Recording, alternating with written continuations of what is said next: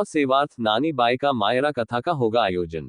चित्तौड़गढ़ के लाल जी का खेड़ा स्थित नंदिनी गौशाला में गौ सेवार्थ नानी बाई का मायरा कथा का आयोजन 11 जनवरी से 14 जनवरी तक होगा। इसको लेकर एक पत्रकार वार्ता का आयोजन किया गया। कथा का वाचन प्रशासनिक संत हरे कृष्णा प्रभुजी राकेश पुरोहित द्वारा वाचन किया जाएगा। ये कथा मां सूरजकुंड के महाराज के आशीर्वचन में ये भव्य आयोजन होगा। इसको लेकर एक पत्रकार वार्ता का आयोजन किया गया। इस पत्रकार वार्ता में प्रशासनिक संत राकेश पुरोहित ने किस प्रकार से आयोजन होंगे तथा इस आयोजन में गौ सेवा के लिए नानी बाई का मायरा कथा में जो आमजन से दान आएगा वह गौ सेवा में लगाया जाएगा। किस प्रकार तथा कब इसका आयोजन होगा इसके बारे में उन्होंने जानकारी दी तथा गौ सेवा के बारे में बताया।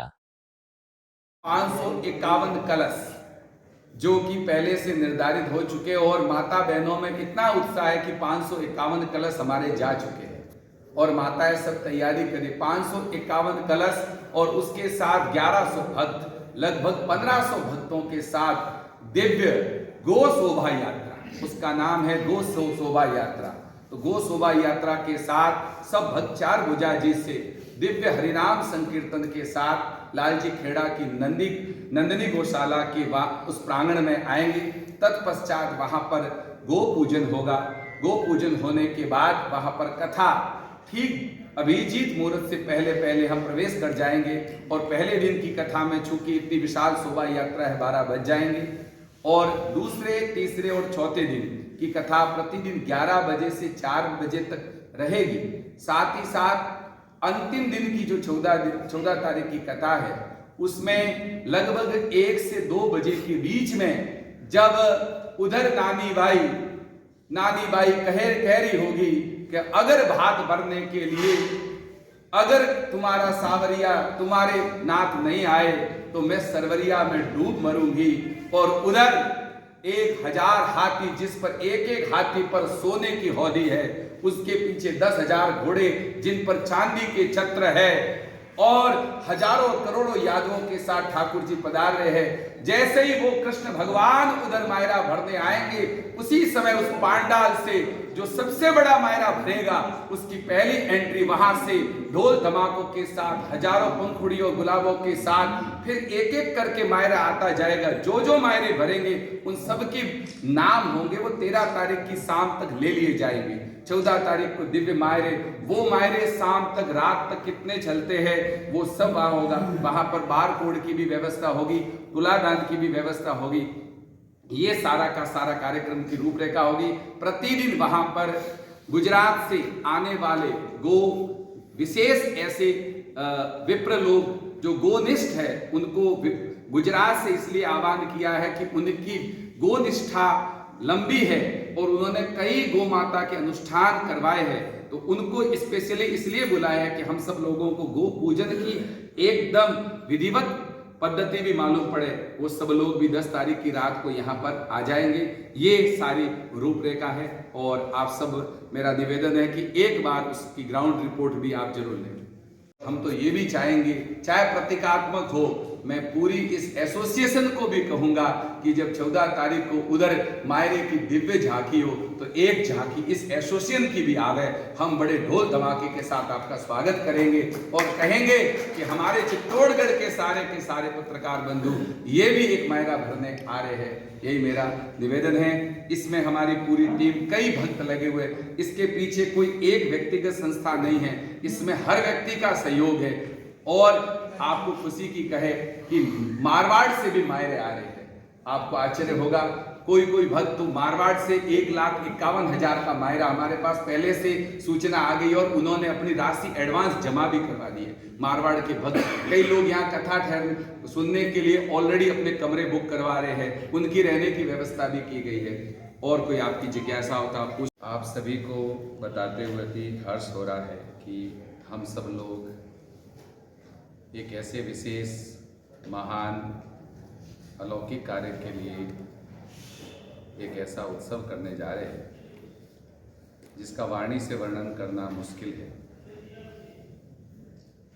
वस्तुतः सभी लोगों के मन में एक जिज्ञासा है कि भारत माता को किसी ने देखा नहीं, लेकिन सभी लोग भारत माता की जय बोलते हैं। भारत माता का स्वरूप किसी ने नहीं देखा, लेकिन जब हम हमारे समस्त शास्त्रों का अवगाहन करेंगे, हम संतों के सानिध्य में बैठेंगे और हमारे महापुरुषों की जीवनी पढ़ेंगे, तो हमको ये पता लगेगा कि रघुवंश अगर बड़ा है तो उसमें भी राजा दिलीप जी ने नंदिनी गोमाता की सेवा की है। स्वयं कृष्ण भगवान का नाम गोपाल होता है, गोविंद होता है, और जो गोवर्धन उठाते हैं अर्थात गैयाओं के वर्धन के लिए ही वो उस पर्वत को उठाते हैं। ऐसा कोई देश में शिवालय नहीं जहाँ पर नंदी महाराज सामने न हो।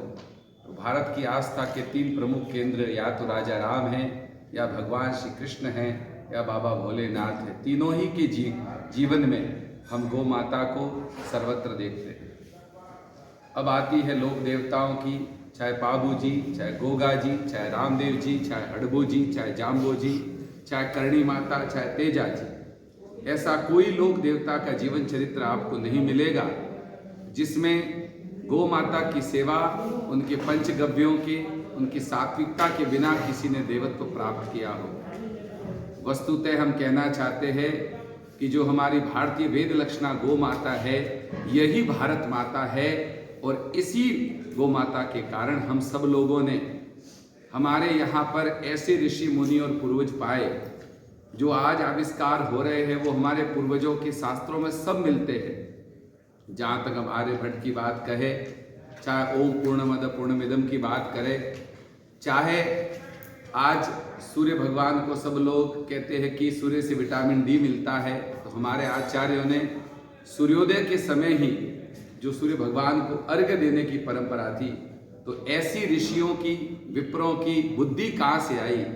तो जब उनके जीवन में गौ माता थी, तो गौ माता की सेवा से उनकी जो बुद्धि थी, वही बुद्धि प्रज्ञा में बदली, और प्रज्ञा मेधा में बदली, और मेधा ऋतंबरा में बदली। जब वो ऋतंबरा में बदली तो जैसे एक हाथ में आंवला होता है, उसको हम चारों तरफ घुमा के देख सकते हैं, उसी ऋतंबरा से वो सब लोग हमारे भूत भविष्य को जानते थे। कालांतर में जो नुकसान हमको मुगल काल में भी नहीं हुआ गौ माता का, धीरे धीरे क्रमशः गौ माता के प्रति उपेक्षा, उपभोक्तावादी संस्कृति, और संस्कृति का जो एक पीढ़ी से दूसरी पीढ़ी में जो संदेश जिस दिव्यता के साथ, जिस गहराई और गंभीरता के साथ जाना चाहिए था, वो नहीं गया। इसलिए आज सर्वत्र गौ माता हमारी उपेक्षित है, निराश्रित है, असहाय है, पीड़ित है। जिस गौ माता ने हमारी इस धरती को भगवान को उतरने के लिए मजबूर किया। क्या भगवान की रूस से, यूक्रेन से, चाइना से, फिलीपींस से कोई दुश्मनी है? वो तो सभी को सर्वत्र एक जैसा प्रेम करते हैं, लेकिन जब उनको धरती पर उतरना होता है तो वो अपनी उस भूमि को सात्विक भूमि बनाने के लिए वहां पर अपने ही वाम भाग से गौ माता को भेजते हैं। आपने क्षीर सागर का नाम सुना होगा, जिसमें विष्णु भगवान आराम की मुद्रा में आप सब जगह देखते, वो क्षीर वस्तुतः गौ माता के दुग्ध जो छलका था, उसी का जो सागर बना था, वही क्षीर सागर था। हमारे दैनिक जीवन में गौ माता कितनी प्रभावी थी कि आप सब लोग आज भी कहीं जाते हो तो आपको पता लगता है कि मूर्त निकलवाना और कोई मूर्त नहीं होता, तो आप कहते हो कि गो धुली मूर्त सर्वश्रेष्ठ है। तो गो धुली, जहां गैयाओं के चरण से उड़कर रज अगर आसमान में आ जाती है तो उसमें किसी भी प्रकार का कोई विघ्न नहीं आता, कोई उसको पीड़ा नहीं पहुंचा सकता, जिसकी रज में इतनी ताकत है। अगर हम श्रेष्ठ कार्य करने के लिए विप्रों को आह्वान करते हैं और जब वो गंगा जी का जल मंगवाते हैं, भूलवश अगर कोई यजमान गंगा जी का जल लाने में असमर्थ होता है तो वही विप्र देवता कह देता है कि अगर गोमूत्र होगा तो चलेगा। गंगा जल की समतुल्यता में जिसका गोमूत्र हो, जिसके गोमय से अर्थात गोबर से आंगन लिपा जाता हो, तो जिसके गोमय और गोमूत्र की इतनी महिमा होगी तो उसके दूध की, दही की और उसके आशीर्वाद की महिमा कितनी होगी। यह हम दुर्भाग्य है कि उस महिमा का धीरे धीरे धीरे धीरे जाती रही। तब एक प्रश्न उठता है, मैं आपसे अत्यंत विनम्र शब्दों में कहना चाहूंगा, सभी जगह एक प्रश्न की खोज हो रही है कि लगातार लोगों के भीतर संवेदना का झरना क्यों सूख रहा है, क्यों भारत में वृद्धाश्रम खुल रहे हैं, तमाम प्रकार का ज्ञान व्हाट्सएप पर भरा पड़ा है। प्रातःकाल उठते ही ज्ञान की गंगा बह रही है, सारी ग्रंथ आपको पीडीएफ के रूप में मिल रहे हैं। फिर भी ऐसा क्या कारण है कि सर्वत्र जो वैमनस्य बढ़ता जा रहा है, वृद्धाश्रम खुलते जा रहे हैं। कहीं कहीं पर ऐसी स्थितियों अखबारों में खबर मिलती है कि एक बच्चा माँ उसको दूध पिला दिया, 3 बार या 4 बार वो ज्यादा रोया तो उसको पटक दिया। एक बच्चे ने अगर बिस्तर पर पेशाब की तो उसके साथ बड़ा क्रूरतम व्यवहार किया। ये क्रूरता आई कहां से? इस प्रश्न पर न कोई लिख रहा है, न कोई बोल रहा है। ऐसी क्या बात थी कि हम भारत में प्रत्येक दिन हम प्रतिपदा को मनाते हैं, हम द्वितीया को भाई दूज मनाते हैं, तृतीया को अक्षय तृतीया मनाते हैं, चतुर्थी को गणेश चतुर्थी मनाते हैं, पंचमी को लाभ पंचमी और ऋषि पंचमी मनाते हैं, छठ को ऊब छठ मनाते हैं, सप्तमी को शीतला सप्तमी मनाते हैं, अष्टमी को जन्माष्टमी मनाते हैं, नवमी को राम नवमी मनाते हैं, 10वीं को दशहरा मनाते हैं, 11वीं को एकादशी मनाते हैं, 12 को द्वादश मनाते हैं, त्रयोदशी को हम शिवरात्रि मनाते हैं, चतुर्दशी को हम अनंत चतुर्दशी मनाते हैं, पूर्णिमा को गुरु पूर्णिमा मनाते हैं और कहां तक है अमावस्या को भी मौनी अमावस्या मनाते हैं। इतना दिव्य विचार किसके आया था? भारत में प्रतिदिन त्योहार था, भारत में इतने उत्सव, कारण आज हम जाएंगे तो विदेशी जो आप पश्चिम के देश जिनको आप विकसित विकसित विकसित कहते हो, वहां पर डिप्रेशन के लोगों का आंकड़ा निकालिए, वहां की आत्महत्याओं का आंकड़ा निकालिए। भारत में हर कोई भी सीजन आए तो हमारे ऋषियों ने ऐसी व्यवस्था की है कि व्यक्ति समूह के रूप में इकट्ठे हो। हमारे देवालय मेला क्यों होता था? जहां मेल हो वही मेला हो। अपने दुख दर्द बांटते थे। एक एक हमारे यहाँ पर किसी व्यक्ति की मृत्यु पर 12 दिन का क्यों शोक? क्योंकि एकदम से व्यक्ति को आघात लग जाता है तो समाज के, परिवार के, कुल के, मोहल्ले लोग आते उसको दर्द को साझा करते थे। ये सब दिव्य विचार किसने लाए? अगर इसके मूल में जाओगे तो केवल एक उत्तर मिलेगा और वो मिलेगी हमारी जगत जननी पूज्या गो माता। अगर हम संवेदना को बचाना चाहते हैं, प्रेम को बचाना चाहते हैं, सहानुभूति को बचाना चाहते हैं, करुणा को बचाना चाहते हैं, सत्य को बचाना चाहते हैं, प्रेम को बचाना चाहते हैं, जो कुछ बचाना चाहते हैं, अगर उसके लिए किसी को मूल में काम करने की आवश्यकता है तो हम सब लोगों को गो माता के लिए आगे आना चाहिए। ये हमारी धरती का मूल है। कहां तक कहे बंधु आपको, पृथ्वी का एक पर्यायवाची है गो। पृथ्वी का एक पर्यायवाची है गो। गो का मतलब पृथ्वी होती है। वस्तुतः इस संपूर्ण पृथ्वी का प्रतिनिधित्व करने वाला कोई जीव इस धरती पर है तो वो हमारी गो है। उसके अंदर सब कुछ है। कभी आप भारतीय वेद लक्षणा गो माता को ध्यान से देखिएगा। जैसे हमारे पृथ्वी में किसी एक भाग में भूकंप आता है तो दूसरी जगह प्रभावित नहीं होती, तो गो माता को कभी ध्यान से देखना। वो इस बात को बताने के लिए अपने शरीर का केवल एक अंश हिलाती है। उसमें भी भूकंप आता है तो उसकी दूसरी तरफ नहीं हिलती। लेकिन क्या हम अपना एक भाग हिला सकते हैं? धरती पर कोई ऐसा जीव नहीं है जिसका एक भाग हिलता हो। केवल वो बताती है कि मैं पृथ्वी का प्रतिनिधित्व करती हूं। तो हम सब लोग उसी भावना को मद्देनजर रखते हुए दूसरा बिंदु मैं यहाँ के पत्रकारों के दिमाग में लाऊंगा, वो सुनकर आपको आश्चर्य और सुखद आश्चर्य होगा। माँ मीरा यहाँ से गई। मुझे अत्यंत कष्ट और दुख के साथ कहना पड़ता है कि आप मीरा जी के जीवन का इतिहास उठा के पढ़ोगे तो वो यहाँ से बहुत, जब उनको भक्ति मार्ग में कष्ट मिले तो उनके अश्रु गिरे, तब वो यहाँ से गए। तो हम सब जानते हैं कि एक भक्त सबसे ज्यादा प्रसन्न कब होता है? जब उसका इष्ट प्रसन्न हो। तो उनका इष्ट गिरधर गोपाल है और गिरधर गोपाल की इष्ट गैया मैया है। तो अगर हम मीरा जी का आशीर्वाद पुण्य प्राप्त करना चाहते हैं तो गोपाल को प्रसन्न करें, और गोपाल को प्रसन्न करना है तो हम गो माताओं को प्रसन्न करते। अगर इस पूरे मेवाड़ मंडल में हम सब लोग चाहते हैं कि आनंद ही आनंद हो, अपार आशीर्वाद समृद्धि हर प्रकार से हो, तो हम लोगों को मीरा मैया को प्रसन्न करने के लिए भी अंततः केवल गो माता की ही सेवा करनी पड़ेगी। आने वाली 11, 12, 13, 14 एक तैयारी चल रही थी पिछले 2.5 वर्ष, जो किसी को पता नहीं थी।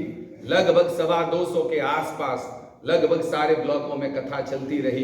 देर रात तक हर एकादशी को कथा होती रही। चित्तौड़ शहर में 54 से 55 शहर में कथा करते करते एक वातावरण तैयार किया जा रहा था और उस भूमि की तलाश की जा रही थी जिस समय इस गैया मैया का संदेश प्रसारित करेंगे।